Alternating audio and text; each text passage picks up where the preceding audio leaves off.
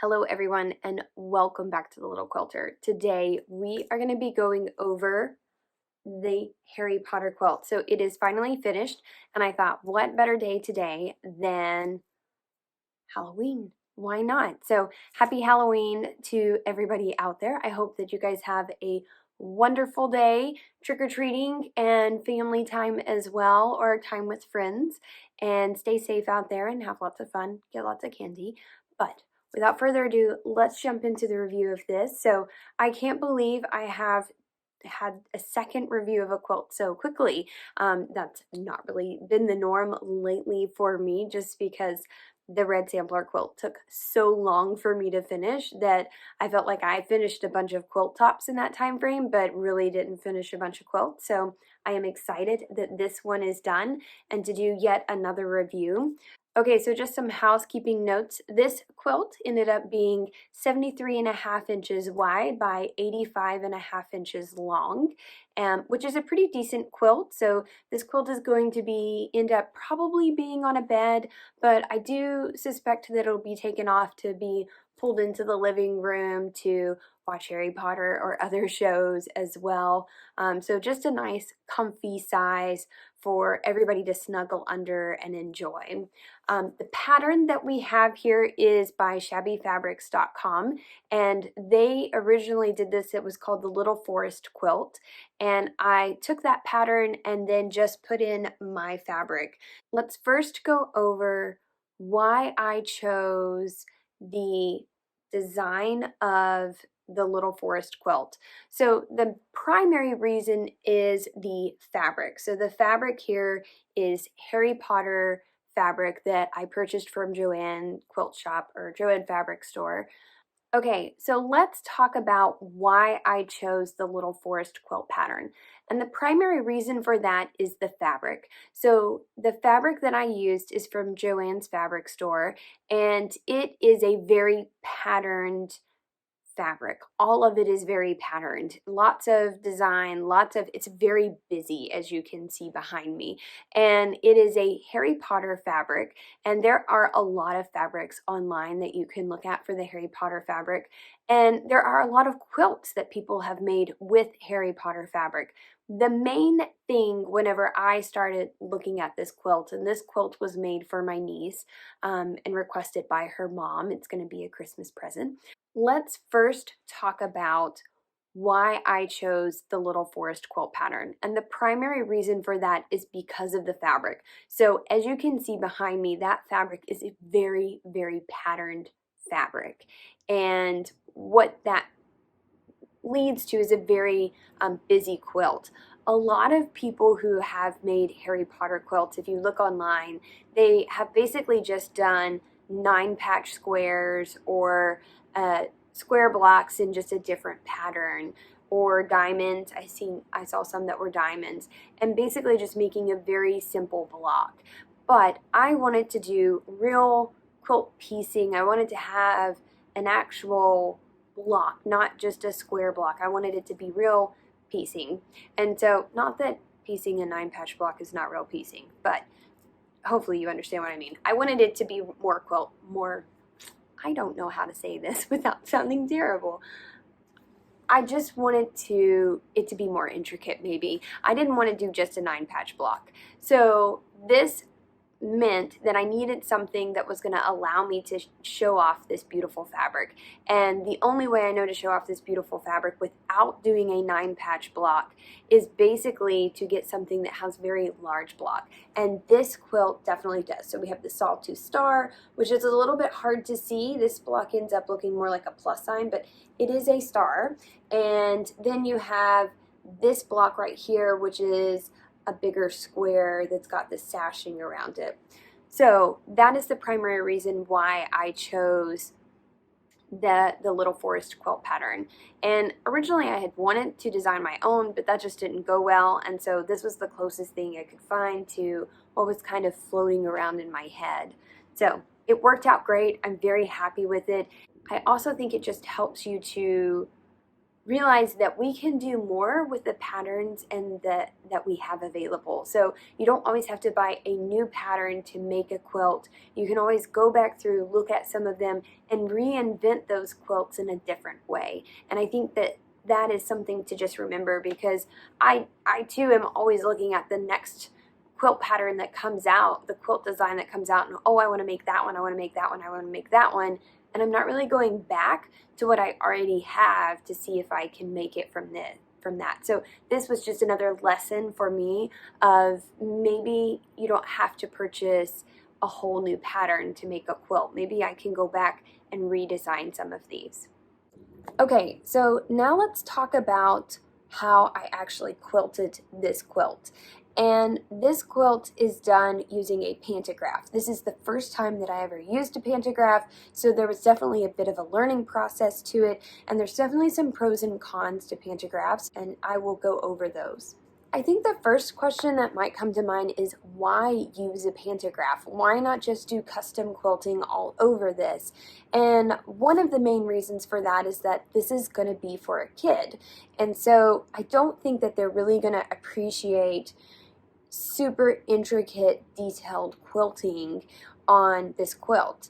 The other thing is that it's going to be moved around. So similar to the red sampler quilt, that quilt was super heavy by the end of it because I had so densely quilted it. And I feel like the more that you quilt it, the heavier that quilt gets. And so in the case where you're putting it on a bed and it's just going to stay there, I think that works great. But in this case, I expect this quilt to be kind of drug around the house some. So having a nice open quilting design allows it to be a little bit more lofty and easier for them to carry around and snuggle up with. Another reason to do a pantograph, I think, is if you have a really busy quilt. So something like this that is just so busy, so many patterns, so many fabrics and changing, and the colors are very bright and exciting, and I think that just would really hide all of the quilting. So in this instance, the fabric is the show stopper, right? This is the first thing that people are going to notice is the fabric, and the quilting is second. And so since it's going to be second, I also just don't think doing something really detailed so that you end up not being able to see it, and I think I learned that some on the red sampler quilt, where I would do some of the blocks very detailed and you'd step back and you go, I can't even see anything. And I didn't want to spend a ton of time on this to go, you can't see any of it, So that was another reason why I did a pantograph. Another thing is that it was really quick to do. So the red sampler quilt took me like 24 hours. The Barnstar quilt took me, I can't remember now, but it was like at least 10 hours.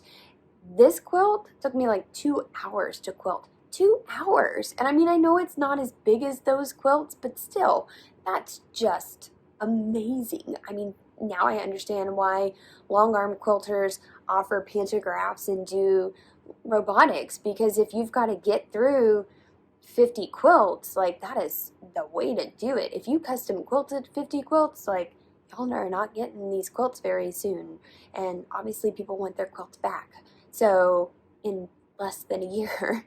So that is another good reason, is if you are on a time crunch, maybe a pantograph is a way to look at it to get that quilt done faster. Now, you might be able to freehand motion and all over quilt design or do feathers or something like that, but I also thought that it would just be really fun to use a pantograph that's going to have something on there that I'm not really going to readily be able to freehand motion. And so the design that I used was Black Magic, and it's from Urban Elements. Obviously, I'll link that down below and have linked it in previous videos too. So that was something that, it's just a fun design. So it's got, this right here is a little, and I'll show you close-ups too, because I think it's really hard to see on here. So it's got a broom on it, it's got stars, it's got a cat, it's got all sorts of fun things like that that make this quilt really fun when you look at the quilting, and I think will be fun for my niece. And then the last reason to do a pantograph is it's kind of fun. So it was really fun to kind of just trace with the laser light, be able to put some music on or a YouTube show on and listen to them while I just ran through the motions of this quilt, and sort of just standing back there and quilting, not having to think about, oh my gosh, where am I going? What am I doing? What's my next design? How is this going to flow? Do I think this looks right? Is the ruler placed right? All of that just went out the window, and it was just you and the machine as one moving through the pantograph. So it was a lot of fun and really a different technique that I actually really enjoyed and will definitely want to do again for sure. Okay, now let's talk about the cons of a pantograph, because I do think there are cons to this. Obviously, you're restricted, you're repeating that same pattern over and over again, and there were times where I just thought, man, this is the same thing over and over again, and that was a little bit weird for me. I think overall on the quilt it looks okay, again, because some of the quilting is hidden. I think that it helps to when you do see a pop of it, it's not the same thing. But sometimes I feel like I look at this and I just see brooms everywhere. There are other things on there, but for some reason to me, the brooms just pop out and I'm like, oh, there's a broom. And it looks like there's just brooms all over the quilt. Um, I honestly think that's just me. Now, one of the cons would be the sizing of the pantograph. So this pantograph was 11.75 inches tall, and I have an 18-inch throat space. Obviously, this quilt was 85 inches long, so it didn't take very long to quilt because of the size of the pantograph, but because of the size of the pantograph, I was almost afraid I was going to have to like do some crazy maneuvering to get it done. So definitely take note that with your throat space, so I heard one rule of reference was about 6 inches less than your throat space. That is very dependent on the size of the quilt that you're doing. If I had done this a block or two shorter, it would have been easy peasy. I wouldn't have had any issues. If I had done this a block more, I would have been in trouble. Or if I'd extended my border longer, I would have been in trouble in that I would not have been able to finish the quilt as it was on the machine, and I would have had to figure out how to take it off but keep my spacing perfect. And my spacing isn't perfect with it on the machine. So I don't know what it would have looked like if I had tried to do that. So I would just be very wary or very alert of how big your throat space is, how big your quilt is, and how big your design is. And my recommendation would be to go smaller if you can, just because I think pushing it is very risky. You don't want to get through most of your quilt to have like one row left that you've got to figure out how you're going to do it. That's just not fun. That's just stressful. So another con is just figuring out your spacing. Now, I watched a lot of YouTube videos on this and I went through and I marked my lines, but every once in a while, well, I guess because I'm a new pantograph and the next time I do this, I will definitely be a lot more consistent, but I kind of fudged a little bit on my starting spot and it was definitely noticeable. Once I forgot, honestly, where I was supposed to go, and I was just quilting, and I just started going again, and it was too close, and I had to take those out. And there's there's like 2 spots on the quilt that I feel like the spacing is not as good. Really, only I feel like I can notice it. I don't think it's super noticeable otherwise, but it's one of those things of watching your spacing is going to be really key, and following where you start, paying attention when you first run that row and then move the quilt, that you're going to move it the same way every single time.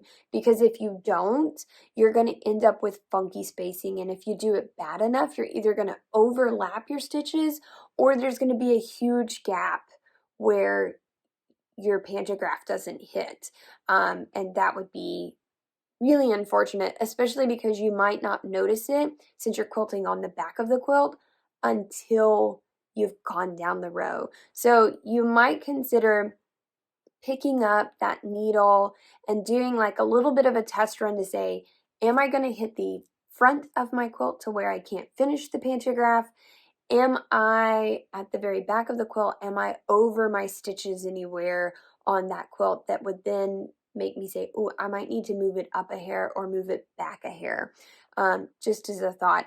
I didn't really want to do that personally because I didn't want to pick my needle up and move it. So it is one of those things of maybe taking like a fabric marker and marking where you stopped your needle so that if you want to go right back to that spot, you can do that and still lift your needle up and move around. But it made me nervous to pick my needle up, but I think that the fabric marker might be a really good idea. Another con on the machine, and I'll have to get really close for you guys to see it, was I feel like there is like a small glitch. Not a glitch, I don't really know, like it like catches. Like my machine will be quilting and it'll catch, and I don't know if it is catching on a seam and pushing it to the side, or if my table's not 100% level, and so when I hit over the area where those, so like where the little legs are standing and the tables come together, right? I don't know if it kind of like catches on moving, because every once in a while I would have it catch and want to push my machine, and you'd get this little wiggle, and part of me was really, really sad about that. And then the other part of me just looked at it as it's just a design detail. None of my lines are super straight anyways. And if it happened, I just kind of kept going and moving through it. It was definitely something that I didn't want to happen. And I don't know if it's because, it could be just because I put my table together and maybe that's the issue. I don't really know that I can fix that because this table is really, really heavy. And so adjusting it is not easy. Probably one of the reasons why, if I had the funds, if I had the money, I would definitely buy a hydraulic table and have somebody come in and put it together. But having someone put this together was not an option whenever I purchased my machine. And I don't know how much it would have cost, but I probably would have just put it together myself anyways. It's just at the end, a 12-foot table made with all this metal and it's heavy, and it was kind of time consuming to put together. And at the end, I had to have my husband help put it up, and it's just really difficult to level it and move it. So I did the best I can. When I put a level on my machine, it still says that it's like within that little bubble. Like I understand how to use a level, but it's not like the same on every single spot, right? So some spots it's maybe a little this way and some spots it's a little this way. It's not like dead center. And that's just because that was like impossible for me to do. At the end of the day, I'm not sure if it's the table, my machine, fuzz on where the wheels roll, or if there was a seam that just kind of pushed my machine around it. If you guys have experienced this, comment down below and let me know, because I do wonder why that was happening. And so I just don't know if I can fix it. I'd like to fix it, but I don't, if it's the table, I'm not sure that I can fix that. I can clean the wheels and do that. And I did clean my wheels and everything after I was noticing that was happening, but I feel like it kept happening. So I don't know. You guys let me know what you think it could be, and maybe I can fix it for the next pantograph. So the last thing that I wanted to comment on, which is probably consistent with what I was just talking about, is none of this is straight. So if you wanted your quilting to look like a machine did it, then you need to get a machine to do it. I did not trace that line perfectly. I mean, there were times where it looked fairly, I was pretty well on the line, but there were other times where, it just got a little wild and strayed off a little bit. Not a ton, not like it was like feet off, but where it was a little bit off, and that's okay. And I think overall the quilting looks fine. I think you don't really notice that, and the better thing is to just make sure that your quilting is smooth, and so that's where those glitches really bothered me because it just made that little like jagged edge and you didn't have that smooth line. For this quilt pattern, it really wasn't a big deal. If the broom handles were a little bit off, I just, you know, every witch has a different broom. Why would every broom look exactly the same? And the same thing for the cats and for the hats. You know, life is full of variations, and so I always try to look at quilting as, you know, if there is a variation in there, well, that's life. You know, you're not going to have the same exact broom repeated over and over and over. So, you know, don't beat yourself up over that. Now, if you had a more intricate one, you know, I will be interested to see as I progress through these if that changes depending on the style of the quilting. So I know there's some out there that are pantographs that are lots of circles or straight lines or like, you know, just more modern styles. And so I don't know if, you know, if something like that happens with those, is it going to be a lot more noticeable, or is it still going to blend in with everything? So I am interested to see that as we progress through that. Obviously, I'm going to hope that I can fix the little glitch. And no, I'm not a machine, so there are going to be some variations in the quilting, and that is the nature of a handmade product. So, and I think that's what makes it, you know, my aunt quilted this for me, my grandma quilted this for me. That's what's important. Okay, so the last thing that I wanted to talk about was the thread. So as you guys know, I love Glide thread. I'm not sponsored by them, but I one day hope to have a nice thread wall with all of them up there, all the colors in like a beautiful rainbow. I just think that would be so pretty. So maybe one day, but I am slowly purchasing them as I do quilt. So I haven't purchased just like a ton of thread. I usually just buy the thread for the quilt that I'm using, and that's just because I don't want to expend money on thread that I may never use. So I do think that's important, to purchase your thread for what you're going to use rather than just stocking up on a bunch of colors that you may never need. So I will say picking out a thread color for this was pretty difficult, actually. So many colors, so many shades, so many tones. You know, you have a dark blue, you have a dark red, you have the tan, the cream, the maroon.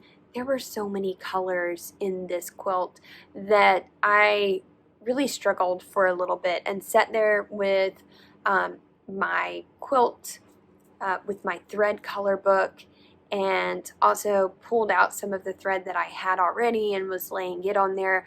I looked at the yellow, I looked at a light gray, I looked at just a white color as well, and basically I ended up deciding that I needed to go more cream. So the yellow was just too yellow, and even though it's like thread, you know, and it's crazy because it's thread, but you put it out there and swatch it and it's like, that is just not the right color. The gray was too dark for the tan parts. So after all of that, I ended up with two colors that I chose, and I know they're really close. So this one is cream, is what I used, and then this one is linen, and they're both glide threads.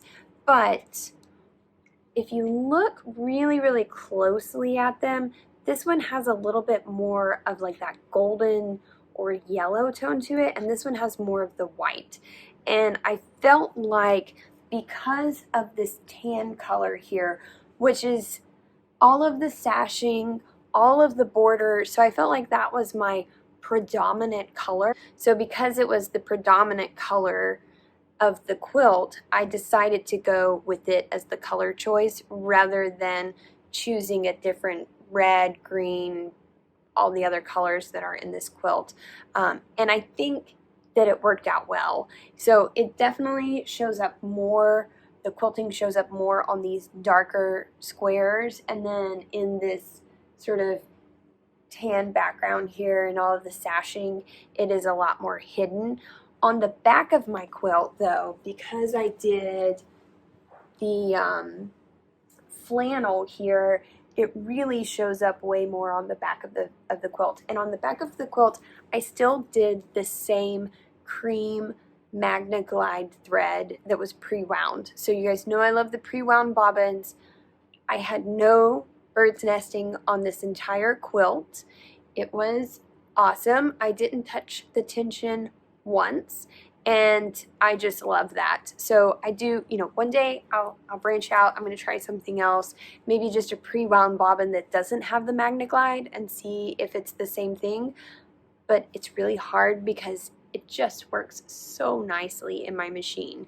It really does. And so if you're struggling with tension issues, I would recommend the Magna Glide bobbins 1000%, because it's just really been a game changer for me.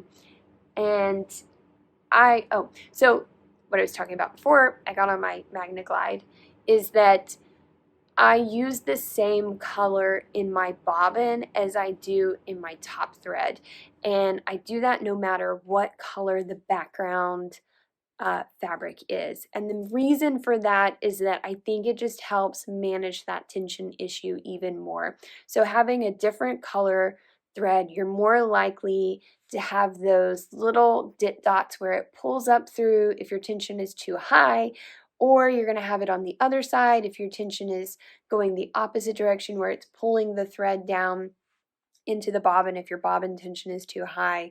So it just makes it so much easier if you have the same thread color. And my recommendation would be to worry the most about one side of the quilt. And for me, that's going to be this side of the quilt.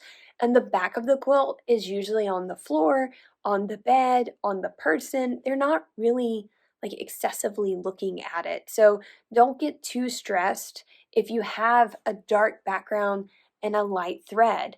I have super dark backgrounds. In this case, I'm fine with it. You know, if they really want to look at the fabric, or if they really want to look at the quilting, then they can just flip this over and really look at the quilting, because that fabric really contrasts against the cream thread. So yeah, that's why I would do that. Just worry about one side. And if you're having tension issues, do the glide thread with the Magna Glide bobbin. It's a game changer, man. So cannot recommend it enough. For me, it has worked great. So okay, everybody, so that is the final review of the Harry Potter quilt. And like I said before, everything will be linked down. And if you're interested in watching any of the previous videos, I'll link those or give a card or something. And I hope that you guys have enjoyed the journey of this. Not quite as long as some of my previous quilts, but I think it was just as fun. And I hope that you guys enjoyed tagging along for this quilt. I hope that you all have a wonderful Halloween, and we will see you guys next time on The Little Quilter. Have a great day.